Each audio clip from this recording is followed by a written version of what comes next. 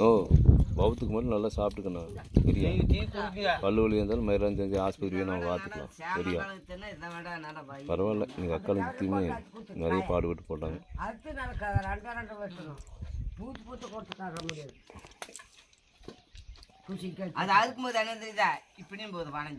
ருசியா இருக்குதுல்ல இன்னைக்கு? நீ என்னைக்கே ருசி இல்லைன்னு சொல்லி ருசியா இருக்கு. ஒரு நாள் திங்கிறதுல தெரியாதா எப்படி இருக்குதுன்னு? கொண்டாய கொஞ்சம் பாதி கொடுங்க. நீ திங்கிறதுல பாதி அது எடுங்க. அது தின்றதா? ம் இப்போ மடி வாங்கிட்டு வா. தண்ணி போகணும். தண்ணிக்கு மாமா போய் வெடி சமத்துல இருப்போம், வெடிஞ்சு சமத்துல இருப்போம். பொழுதுக்கு மட்டில் மத்தியானம் கேட்குறீங்க எப்படி அது போய் சாகுறேன்? வேறு கம்மி படியா போ, கொஞ்சம் போண்டா வாங்கிட்டு போ. நான் சாப்பிடுவேன். நான்லாம் வாங்கி வந்துட்டேன். நீ வாங்கிட்டு வந்து கொடுத்தா திம்பேன்.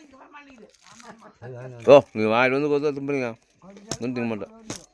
கூப்பிடா நீ சாப்பிடு, நல்லா வரணும் சாப்பிடு.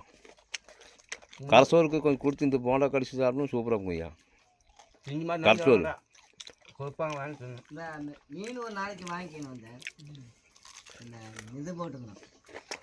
மிளகு கல் ஆட்டி குழம்பு வைக்கணும். கீழே குண்டேரி பழத்தில் வாங்கிட்டு வரவனு. நல்லா குண்டேரி பழத்தில் பெருவெட்டி மீனாக வாங்கிட்டு ஜிலேபி வாங்கிட்டு வந்தா குழம்புக்கு கொஞ்சம் ஜம்முன்னு இருக்கு. அன்றைக்கி ஒரு டைம் பண்ணுமே 2-3 வருஷத்துக்கு முன்னாடி. இந்த வாரம் பண்ணிடல. நான் பிள்ளை குட்டி வந்து அன்றைக்கி பண்ணுதானே ஐயா? பட்டை மீன்.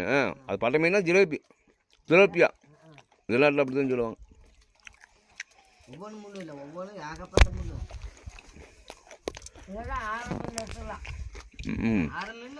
இன்னும் அக்கா கூட வந்ததுக்கப்புறம் மீன் செய்யவே இல்லை. சும்மா இந்த கோழிக்கறி தான் வறுத்து இருக்கு, பிரியாணி மீன் தான். கோழிக்கறி வறுத்தோம்.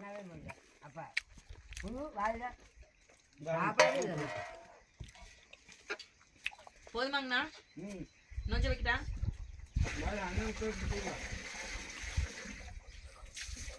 நான் வேணா போய் சாப்பிட்டுக்கிறேன். அது கொஞ்ச நேரம் கம்மல் படைய ஏன் பல்லு வலிக்கிறது வலி போயிட்டு சொல்லி மீன் வச்சுட்டோம். இவங்க எங்கே போயிட்டாங்க?